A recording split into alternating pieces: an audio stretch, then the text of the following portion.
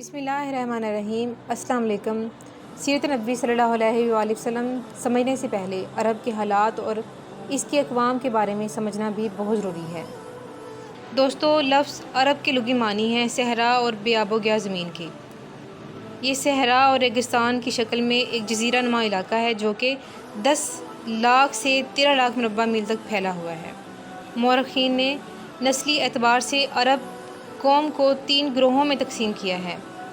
Number 1 पर है अरब बाइदा, number 2 अरब आरबा, number 3 पर है अरब मुस्तअरबा। सबसे पहले आज हम अरब बाइदा के ऊपर बात करेंगे। ये कदीम अरब लोग हैं और ये कबाइल और कौमें जो बिल्कुल नापैद हो गई हैं, मसलन कौम आद, समूद, तसम, जदेस, अमालका वगैरह। इन लोगों ने इराक़ से लेकर शाम और मिस्र तक सल्तनतें कायम कर रखी थीं। बाबल और अशूब की सल्तनतों के बानी भी यही लोग कहलाए। आगे बढ़ने से पहले इन अक़वाम का मुख्तसर अहवाल बयान करती चलूँ। एक बात काबिल गौर है कि तमाम अरब कबाइल साम बिन नूह से हैं।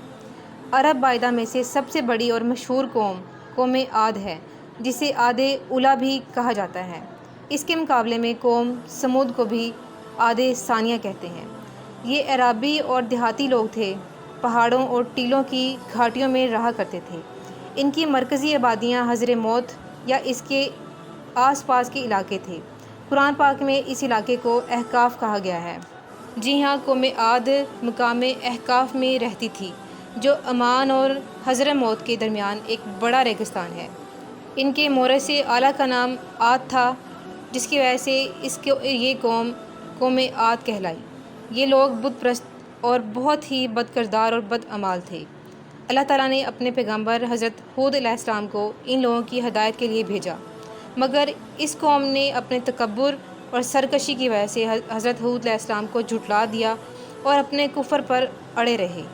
हज़रत हूद अलैहिस्सलाम बार बार इन सरकशों को अज़ाब इलाही से डराते रहे। आखिर अज़ाब इलाही की झलकियाँ शुरू हो गईं।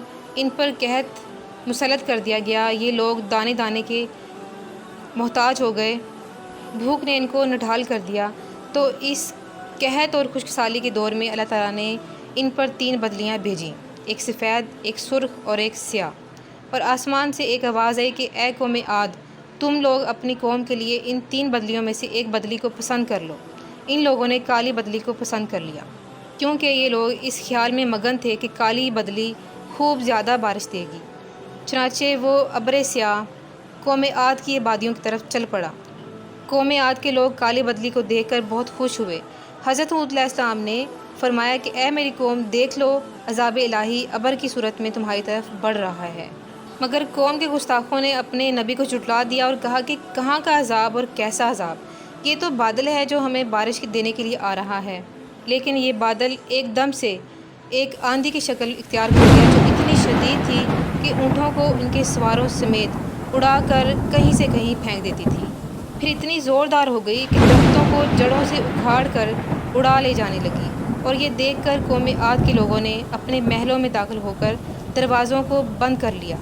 मगर आंधी के झोंके ना सिर्फ दरवाज़ों को उखाड़ कर ले गए, बल्कि पूरी इमारतों को झंझोड़ कर इनकी ईंट से ईंट बजा कर रख दी। ये आंधी 7 रातें और 8 दिन मुसलसल चलती रही, यहाँ तक कि कौम आद का एक आदमी मर कर फना हो गया और इस कौम का एक बच्चा भी बाकी ना रहा।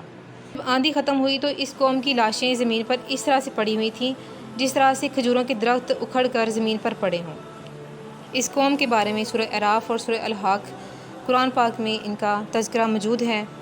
अल्लाह ताला फरमाते हैं कि और रहे आद, तो वो हलाक किए गए नहायत सख्त गरजती आंधी से, और वो इन पर कुव्वत से लगा दी गई 7 रातें और 8 दिन लगातार।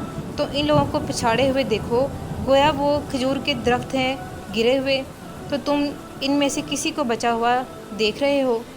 फिर कुदरत खुदाबंदी का कमाल देखें कि काले रंग के परिंदों का एक गोल नमूदार हुआ, जिन्होंने इनकी लाशों को उठाकर समंदर में फेंक दिया। और हज़रत हूद अलैहिस्सलाम ने इस बस्ती को छोड़ दिया और चंद मोमिनीन को जो ईमान लाए थे उनको साथ लेकर मक्का मुकरमा चले गए और आखिरी ज़िंदगी तक बैतुल्लाह शरीफ में इबादत करते रहे। اس کے علاوہ قوم سمود کا تذکرہ ملتا ہے۔ سمود قوم کو ان کی جد امجد سمود کی وجہ سے پہچانا جاتا ہے۔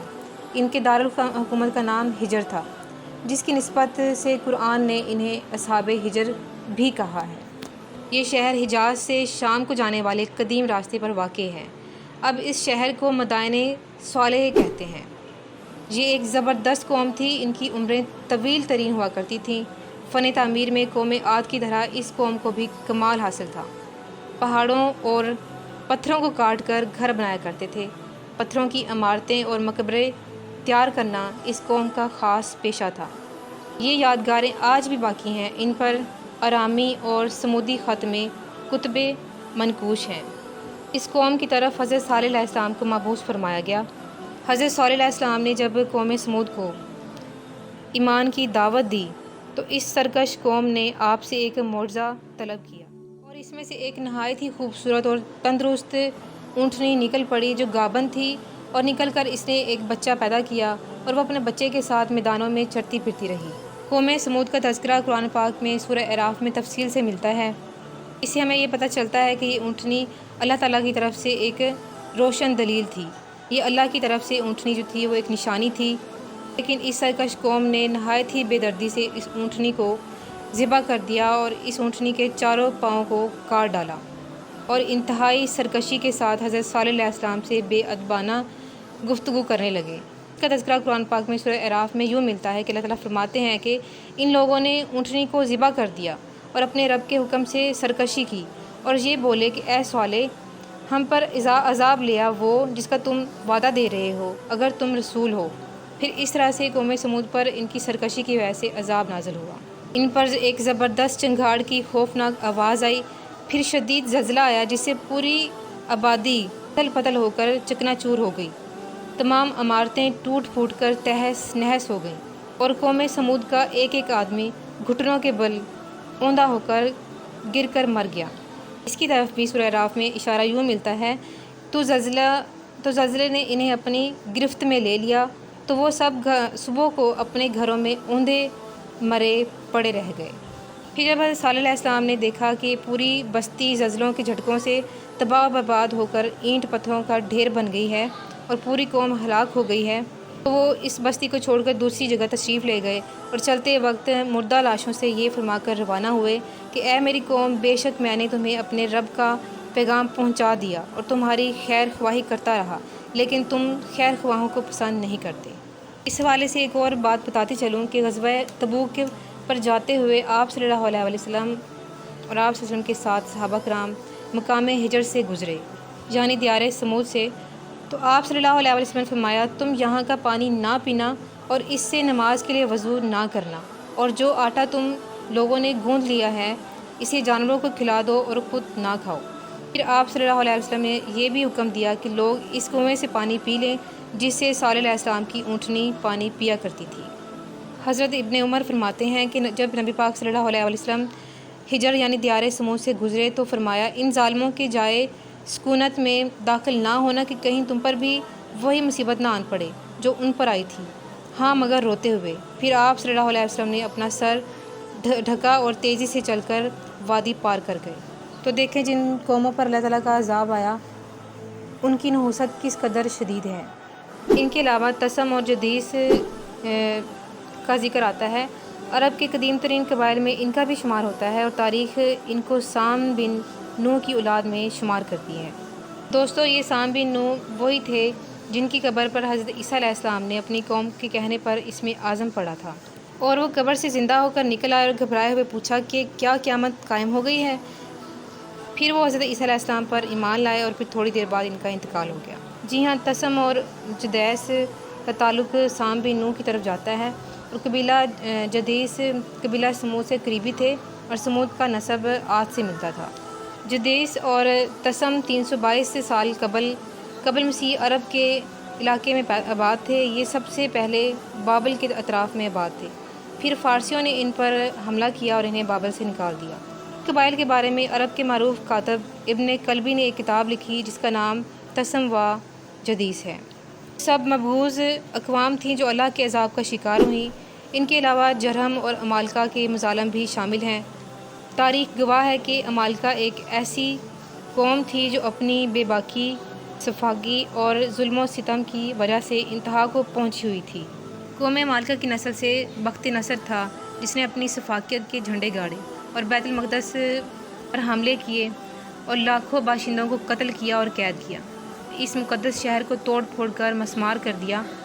قوم عمالقہ ہی ہے جو تابوت سکینہ کو اٹھا کر لے گئے تھے اور اس کی بے حرمتی کی اور پھر عذاب الہی کا نشانہ بنے۔ ان کو بیماریوں نے اور بلاؤں نے گھیر لیا۔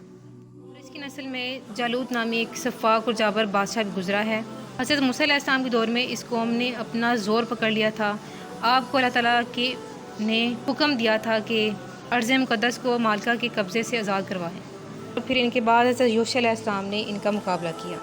تو اس طرح سے یہ احوال تھے عرب باعدہ کے اور اس میں شامل اقوام کے۔ اصل میں ان کے احوال بتانے کا مقصد یہ تھا کہ کس طرح سے یہ قومیں اللہ کی نافرمانی اور سرکشی میں جب حد سے بڑھ گئیں تو ان کو عذاب الہی نے گھیر لیا اور یہ لوگ نیست و نابود ہو گئے۔ اصل میں بتانے کا مقصد یہ تھا کہ جب قومیں اللہ کے احکامات کو بھول جاتی ہیں اور سرکش اور نافرمان ہو جاتی ہیں تو تباہی ان کا مقدر بن جاتی ہے۔ اللہ سے دعا ہے کہ اللہ تعالیٰ ہمیں اپنے ایمان میں ثابت قدمی عطا فرمائے اور ایمان کی حالت سے اس دنیا کرے اور اپنا دیدار نصیب فرمائے۔ آمین ثم آمین۔